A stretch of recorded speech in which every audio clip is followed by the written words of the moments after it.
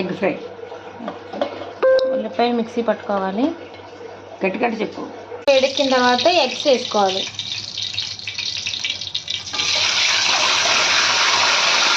Add చేసుకోవాలి. ఇప్పుడు వేగిన ఎగ్.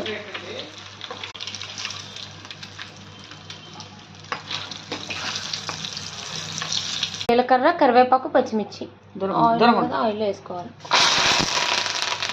పేస్ట్ వేగిపోయిన తర్వాత అల్లం వెల్లుల్లి పేస్ట్ కొంచెం వేసుకోవాలి. కలుపుకోవాలి. అల్లం వెల్లుల్లి పేస్ట్ వేసుకున్నాం. యాడ్ చేసుకోవాలి. తగినంత కారం యాడ్ చేసుకోవాలి. వేసుకొని కొంచెం జాగ్రత్తగా కలుపుకోవాలి. ఇలా కొంచెం లైట్గా కాసేపు వేయించుకొని చూడు ఆయిల్ బయటకు వచ్చి చూస్తావా. స్టవ్ ఆఫ్ చేసుకోవడమే. సబ్స్క్రైబ్ చేయండి. Eggs fry ready. సబ్స్క్రైబ్